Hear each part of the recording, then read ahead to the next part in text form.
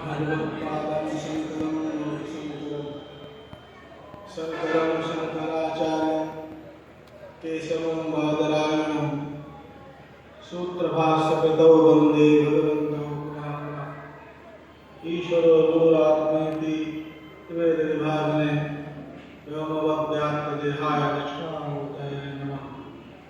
नामसंकीर्तनं यस्य सर्वपापप्रणाशनं प्रणामो दुःखशमनस्तं नमामि हरिं। राष्ट्रीय रामायण मेला 51वां वर्ष है। रामायण भगवान श्री राम के जीवन चरित्र गुणानुवाद के लिए महान संत तुलसीदास जी द्वारा लिखी गई है। वैसे तो बहुत सारी रामायण है, पर रामचरितमानस को ही आम जनमानस में जाना जाता है और उसमें राम नाम की महिमा विशेषकर बताई गई है। खासकर कलयुग तो रामायण मेला में एक बार राम नाम कीर्तन करें, वो साथी कीर्तन कराई थी, आवाज नहीं आ रही थी। सब लोग बोले आज महाशिवरात्रि का पावन पर्व है, सारा भारतवर्ष और ब्रह्मांड महादेव का भक्त है, महादेव की भक्ति में अभिषेक में पूजा में लीन है। ये आपको जानकारी भी है कि महादेव को प्रसन्न करने के लिए प्रभु श्री राम का नाम और उनकी चर्चा उन्हें बहुत पसंद है। श्री राम जय राम जय जय राम, श्री राम जय राम जय जय राम, श्री राम जय राम जय जय राम, श्री राम जय राम जय जय राम। धर्म की अधर्म का प्राणों में विश्व का गौ माता की, आप शंकराचार्य भगवान की, कामगिरी भगवान की, सियावर रामचंद्र की, नमः पार्वती पतये हर हर महादेव। हमारे सम्मानित संत महंत आदर योग्य जनप्रतिनिधिगण और श्रद्धालुओं, 51 अंक महोत्सव है और इसमें सम्मिलित होना सबके लिए सौभाग्य, बड़ा सौभाग्य है। तो आज जो लोग यहाँ सम्मिलित नहीं हो सके हैं, एक दूसरे को बताना चाहिए कि मनुष्य जीवन को सफल बनाने के लिए बाकी जो दिन शेष हैं, ज्यादा से ज्यादा संख्या में आकर धर्मगुरुओं और संतों विद्वानों को सुने। सारा संसार भगवान के अधीन है और भगवान भक्ति के अधीन है और भक्ति का जो प्रथम चरण है वो संतों का संग। आओ देखो गाड़ी वालों को, चंदन माला वालों को, उनके बारे में समझो, बैठ के वो क्या किया है जीवन में, उनकी तपस्या को अद्भुत करो, कल्याण होगा। मनुष्य का जीवन कल्याण के लिए है। दुर्लभम मानुषम जन्म देहिनाम षड्भंगुरा। मनुष्य का जीवन दुर्लभ है, इसलिए इसमें जो प्राप्त करना है वो दुर्लभ वस्तु ही प्राप्त करना, और कब तक रहेगा ये किसी का ठिकाना नहीं है। महाराज रावण लंका के जो कि बहुत सुरक्षित करके राजधानी कायम की गई थी, लंका काल आज उनके अधीन थे और भाई शुद्ध गंभीर अधिचार कनट कोट मन खचित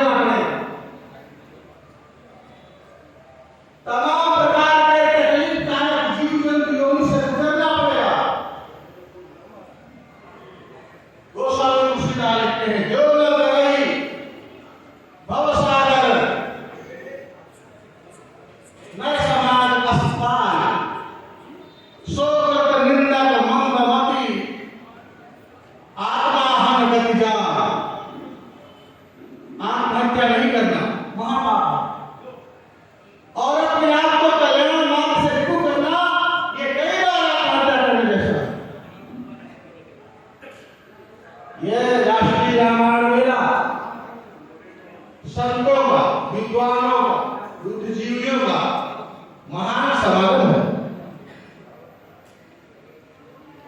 पूरे दुनिया में कहीं भी भगवान के नाम का प्रभाव है, उनकी चर्चाओं का अपना प्रभाव है, चौदिश नाम प्रभाव।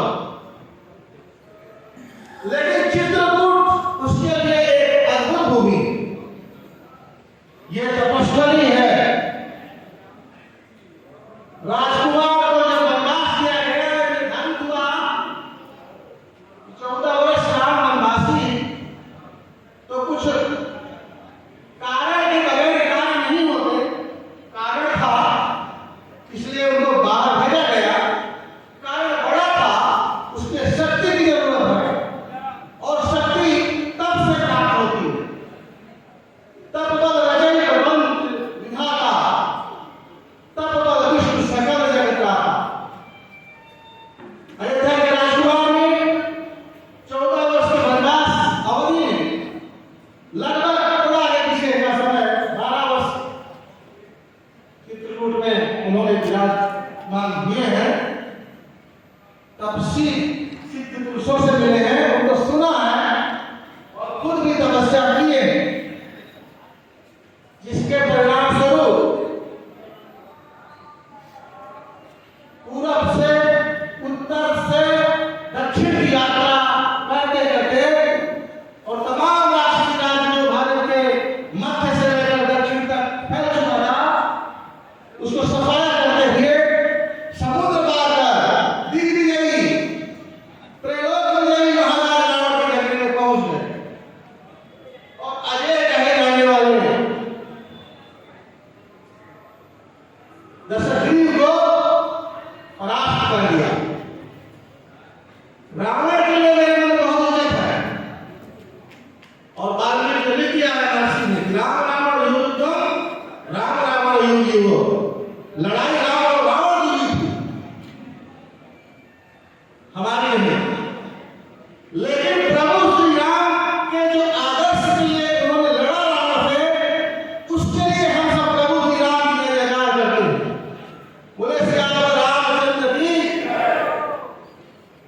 रावण के कार्यकाल में बहुत अच्छा शासन था, उस शासन की कामना करते हैं कि वो धरती पर लागू हो, और लागू हो रहा है। उग्र तत्वों का निग्रह होना चाहिए, जो कानून का सम्मान नहीं करते, उन पर दंडात्मक सख्त कार्रवाई होना चाहिए। प्रभु की कृपा से ऐसा हो रहा है। हमारे शासकों में वो शक्ति और समझ आ गई है। अब यहाँ अराजकता बदलने की, गौपालन होना चाहिए। रावण के राज्य में अंतिम चरण में खड़े रहने वाला था, बोले साधुओं की दाढ़ी उखाड़ दो, तुम जाके नंद लोग देवता के ऊपर पूजा करो। जब जोग गिरागा तब मत भागा, श्रवण सुनाई रसीसा, आपन उठ धावे घाट पाओगे उसके घाले खीसा। एक पुराण बंद कर दो, यह नहीं होना चाहिए। असरष्ट प्यारा हास सारा धर्म तुझे नहीं जाना, तई बहुत त्रासी देश विनाश असक जे कहीं वेद पुराण। हम लंका के राजा के इन नीतियों का तब विरोध किया था, और हमारा प्रभु श्री राम जाकर और भी आगे उन्होंने जो गलतियां की, उसके युद्ध हो गया और रावण मारे गए। वो दुर्नीतियां, वो अव्यवस्थाएं लंका में हो सकती होगी उस समय, लेकिन भारत भूमि के लिए आदर्श कभी नहीं है। उस समय प्रभु श्री राम थे, अब प्रभु श्री राम के अनुयायी हैं, चाहे शासन हो और चाहे प्रजा हो, सब प्रभु श्री राम के अनुयायी। पूरा भारत प्रसन्न हो गया है, साधु संत आह्लादित हो गए हैं, बहुत माला जपा उन्होंने, और भारत वर्षवासियों का और भारतवासियों का पूरे विश्व में आज छाती स्वाभिमान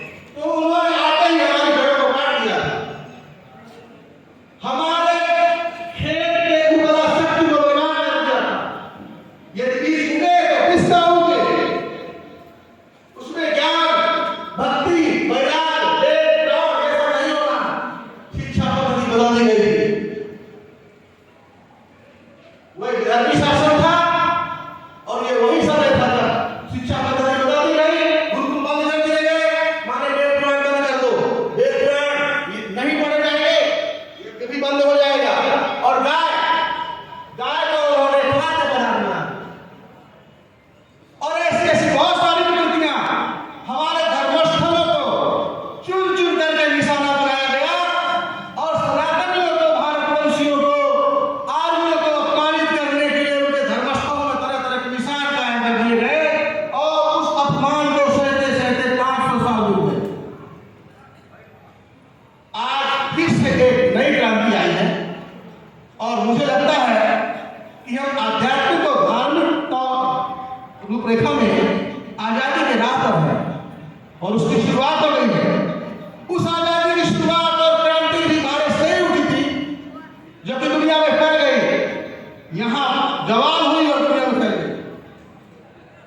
तो अब ये आध्यात्मिक और धार्मिक स्वतंत्रता और उसको स्थापना का जो ये समय आया है, ये भारत भूमि से शुरुआत हो गई और अयोध्या में प्रभु श्री राम विराजमान हो गए, मथुरा में और काशी में भी बहुत जल्द वो समय आना चाहिए और आएगा कि जो स्मृतियों को, जो निशानों को, जो हमारे धर्म से मेल नहीं खाती, वो वहां नहीं होना चाहिए। उसके लिए हमारे सब आवाज उठा रहे हैं, हमारे श्रद्धालु जा रहे हैं और मुझे पूर्ण विश्वास है कि हमारा सक्षम शासन व्यवस्था ये कार्य करके भी अपने प्रिय प्रजापालक नीति को एक बार फिर से सिद्ध करेगा। भारत अखंड होना चाहिए।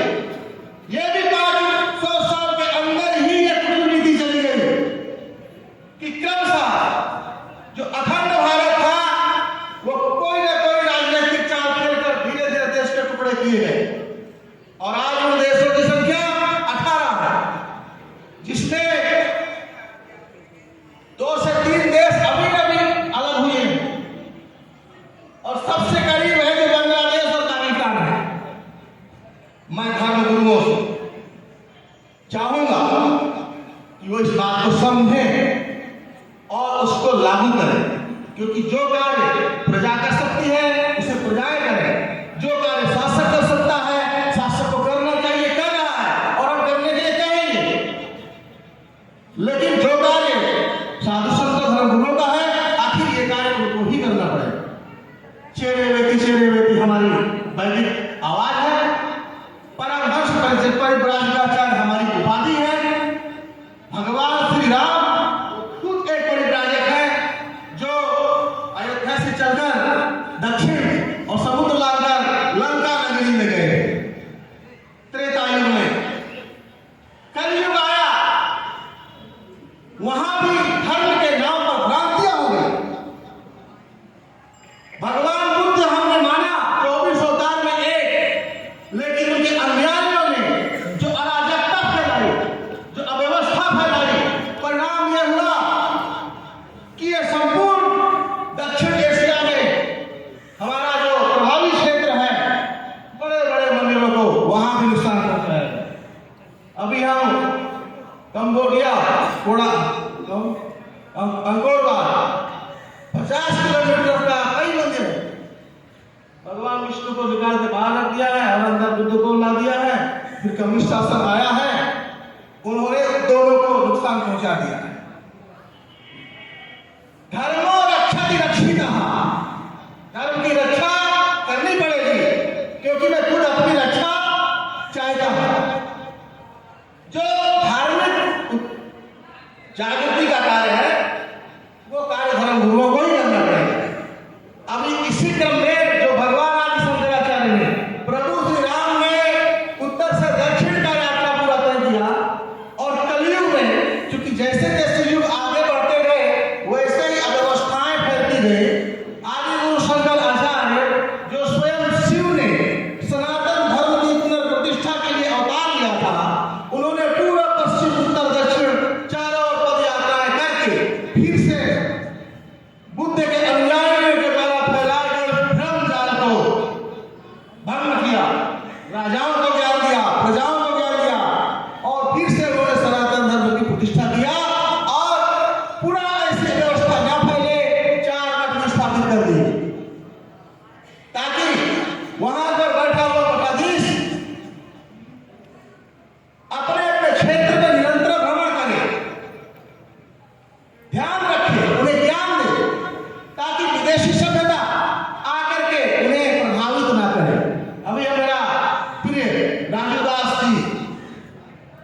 चमकाया कि 9 राज्यों में अल्पसंख्यक हो गए। अल्पसंख्यक यदि हुए हैं, राजनीतिक व्यवस्था भी जिम्मेदार रही है, लेकिन उसके लिए धर्म व्यवस्था भी जिम्मेदार निर्णय लेना चाहिए, क्योंकि मठ मंदिर धर्म रक्षा के लिए है। केवल मठ चलाना ही बहादुरी नहीं है। मठ मंदिर केंद्र है, संकेत है, उनके शक्ति से राज्य की सुरक्षा करनी है और देश की सुरक्षा करनी है। इन सब बातों को ध्यान में रखते हुए सोचने की जरूरत है और मिथ्या प्रलाप में साधुओं को नहीं पड़ना चाहिए। प्रिय वचन, धर्म वचन ये साधुओं के लिए जरूरी है। जैसे राम मंदिर प्रतिष्ठा का समय आया तो कुछ गेरुआ वस्त्रधारी, उनका मानसिक स्थिति खराब हो गया और वो प्रभु श्री राम के मंदिर के बारे में, भारत के प्रधानमंत्री के बारे में, व्यवस्थाओं के बारे में अनर्गल प्रलाप करते देखे गए। गेरुआ बाई ऐसा नहीं करना, सावधानी करता हूं मैं, ऐसा करना अपराध है और ऐसे अपराधियों को चाहे शासन तंत्र दे या ना दे, मुझे ही मजबूर होना पड़ेगा कि धर्म व्यवस्था की जिम्मेदारी हम लोगों के अंदर है और धर्म क्षेत्र में जाकर अगर अपराध करेगा इस पर कार्रवाई की जाएगी। हमने सब संतों, विद्वानों और अपने शुभचिंतकों के सहयोग से ये निश्चय किया है, ऐसा मुझे महसूस हुआ है कि अखंड भारत अब बनने वाला है और इसका झलक नए संसद के निर्माण से मुझे मिल गया, जहां हमारे वर्तमान शासकों ने, संवैधानिक कर्ताधर्ताओं ने जो भव्य संसद भवन बनाया है और उस पर जो मानचित्र रेखांकित किया गया है वो अखंड भारत का है और उसको देख करके तमाम पड़ोसी देशों को मिर्ची लगी है, जो कि उदंड शक्तियां हैं, कम्युनिस्ट टाइप के लोग हैं। लेकिन ऐसा होने वाला है क्योंकि एक नए परिवर्तन का समय है। हम टूटे हैं तो हम उसको जोड़ देंगे और इसी प्रयास के तहत 19 नवंबर 2021 से हमने शक्ति अर्चना के लिए, देवी देवताओं को शक्ति अर्जित करने के लिए 12 ज्योतिर्लिंग 12 शक्तिपीठ यात्रा की है और उसको विदेश में भी है, पाकिस्तान में भी है, बांग्लादेश गए थे, बहुत सारी सभाएं हुई हैं, वहां 7% हिंदू हैं। उनका उत्साह बढ़ाने वाला कौन है? जब धर्मगुरु जाएंगे तो उनका उत्साह बढ़ेगा। सिर्फ पैसा देकर के किसी को उत्साहित नहीं कर सकते, बिना पैसे के भी। ठीक बलम छत्री बलम ब्रह्म तेज बलो बलम, तुम्हारी बंदूक तलवार तुम्हारा राजपथ जहां काम नहीं करेगा वहां मेरी जवान काम करेगी ये गाड़ी। और तुम भी मानोगे मेरी बात, ये मैं तपस्वी हूं और अपने कर्म का पालन कर रहा हूं। इसलिए बांग्लादेश में 7% हिंदू है। जब पहले बांग्लादेश गठन हुआ 25%, उन्हें जाने से बहुत उत्साह हुआ। शंकराचार्य नाम पर भी तमाम विष्णु कहता है और सब मठों में बैठ कर करके आप मनगढ़ंत बातें करते रहते हैं। ये बातें बंद होनी चाहिए क्योंकि समाज को इससे नुकसान है। समाज की खाते हो तो समाज के लिए ईमानदारी बरतो। मुझे बांग्लादेश में शिकायत किया कि 130 साल बाद कोई शंकराचार्य वहां आया। वहां के जज, वहां के प्रशासनिक, वहां के राजनीतिक सबने सम्मान किया है। अभी इसी क्रम में थाईलैंड, कंबोडिया, बांग्लादेश, नेपाल, भूटान और श्रीलंका, इतनी जगह हम भ्रमण के 18 देशों में जाना है। पाकिस्तान जाना है, वहां हमारी हिंद लाल माता है, उनके दर्शन पूजा करना है। भारत की सरकार उसमें पूरा सहयोग करती है, पूरा चिंता करते हैं और पाकिस्तान के लिए भी क्रम जारी है। जो भी हमारा अंतरराष्ट्रीय संधि है तो उसके तहत और 18 देश यात्रा करके फिर होगा। ये प्रभु श्री राम का जो तपस्थली चित्रकूट है और रामायण मेला का परिसर है, ये बहुत ताकतवर भूमि है। यहाँ के जो शब्द अभी सुनाई दे रहे हैं ये सुनाई देते रहते हैं, कभी भूलते नहीं।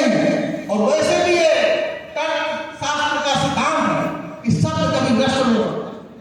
शब्द बड़े बड़े आकाशम तच्चैकम विभुनित्यश्च। आप लोगों को कितना मालूम है मुझे नहीं पता, मालूम नहीं होगा, लेकिन मैं बता दूं कि बहुत कम उम्र में मैंने देखा है रामायण मेला और तमाम बड़े बड़े राष्ट्राचार्यों का हारमोनियम देखता भी हमने देखा, विद्वानों के वचन सुने हैं, मुझे पूछते हैं उसके बाद 95 में हम शंकराचार्य बन गए, 96 में हम यहाँ आए।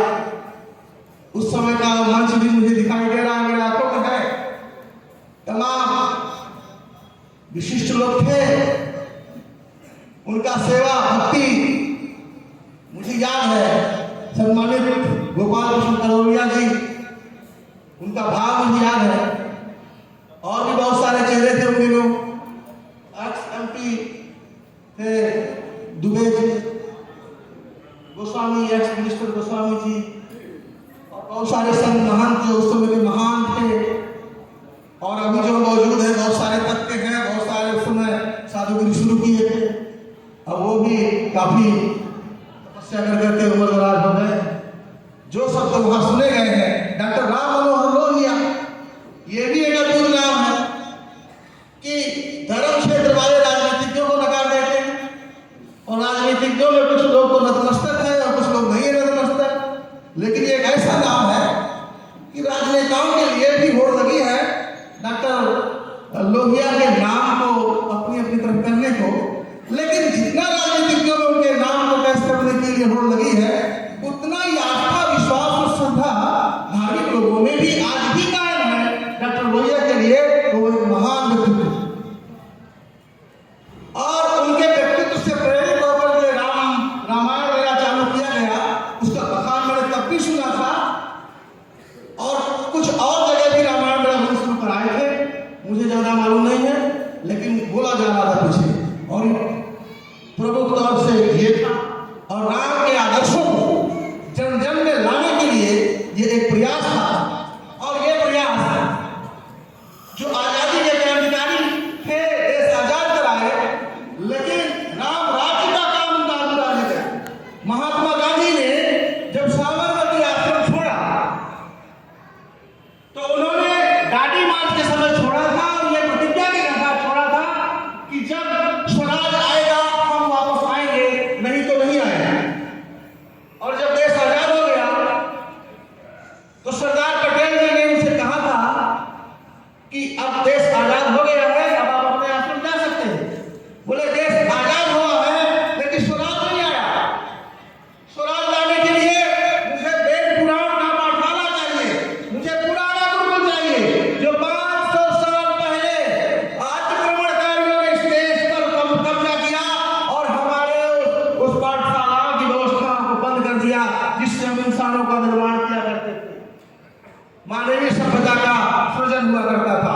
मुझे वो गुरुकुल चाहिए, मुझे वो गाय भी चाहिए जो कृषि का और श्रद्धा का और जन्म से लेकर मृत्यु तक का जीवन साथी है, लोक पर लोक का साथी है। मुझे वो गाय भी सुरक्षित चाहिए, लेकिन नहीं हुआ।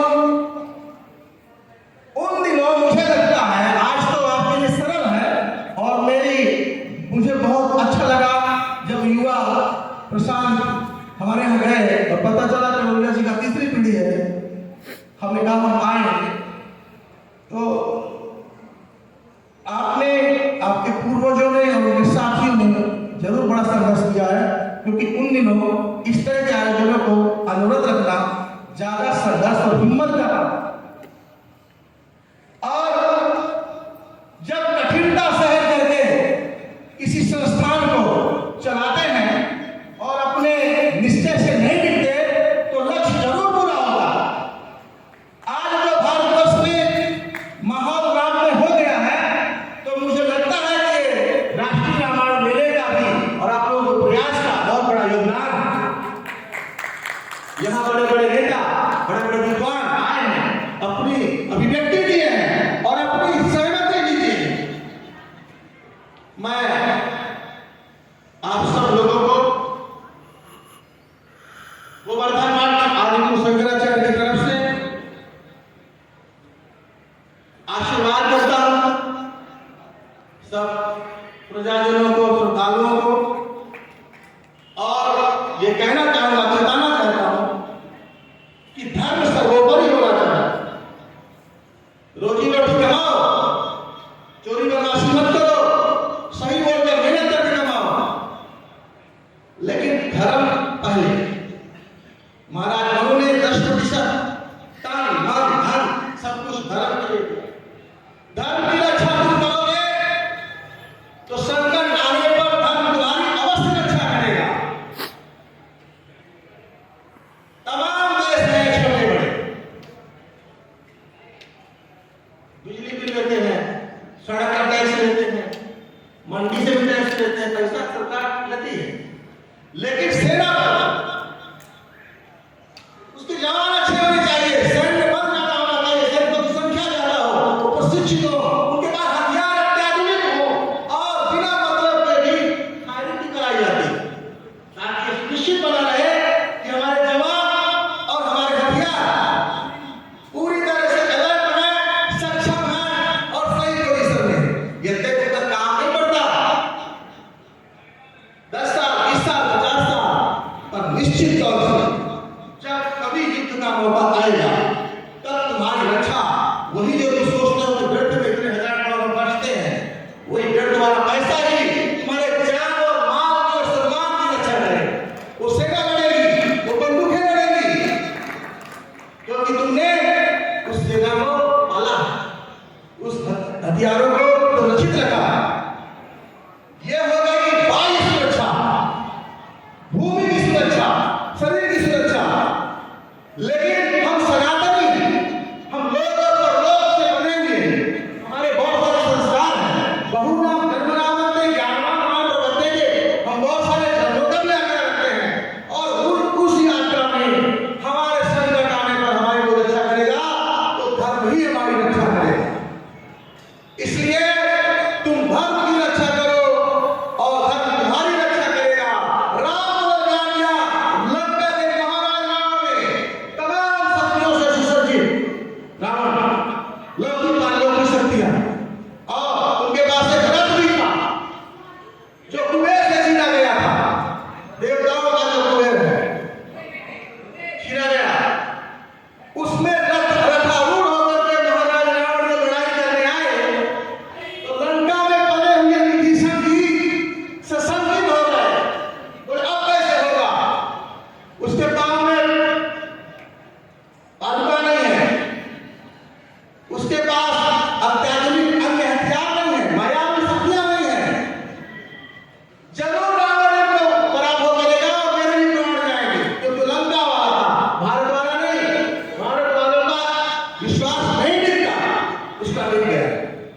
प्रभु श्री राम ने समझाया कि विभीषण, ये तुम्हारा भाई जो आया है, ये खटखटाती मांग लेकर के और ये लोहे का तलवार लेकर के, ये कोई विजय उजय नहीं ला सकती। विजय का हथियार दूसरा है और तुम्हारे बड़े भाई के पास नहीं है, भूल में मत रहना, वो हथियार हमारे पास। पूरे धर्म का वर्णन किया और फिर कहा सखा धर्म में असरथ, बड़ा पकड़ के रामायण में बैठे हुए बताते रहे आपको, सखा धर्म में असरथ जाके जीत न सके गबहुली पुकारे। जिसके पास धर्म रूपी रथ है, उसमें जो आरूढ़ है, दुश्मन उसको कभी नहीं जीत सकते। राम के राज्य में युद्ध नहीं हुआ, एक युद्ध मथुरा में हुआ, वो राम के नहीं लड़ा, वो उनका भाई जाकर लड़ा। और राम ने यदि अयोध्या आके लड़ाई नहीं लंका के बाद तो अपने बेटों से जो कुछ हुआ होगा, सब भक्त लोग हैं, प्रभु की लीला है, लीला तो लीला ही होती है। राम के यहाँ युद्ध नहीं हुआ, क्यों नहीं हुआ? युद्ध की जरूरत नहीं पड़ी, क्यों नहीं पड़ी? बोले दंड जटिल का भेद जहां नर्तक नृत्य समान, जीते मरे गए रामचंद्र तेरा, वहां धर्म का अनुशासन था, धर्म गुरुओं का सम्मान था। आचार्य वशिष्ठ उनके निर्वाण राजगुरु थे और उन्होंने ज्ञान दिया था कि राज दरबार में कोई भी ऋषि मुनि संत महात्मा करके आए, उसको निराश नहीं करना, उसके दिए गए वचन से नहीं मुकरना। इन ताकतों से समृद्ध था अयोध्या का दरबार, तो वह सब ज्ञानी थे, सब धार्मिक थे। दंड, साप,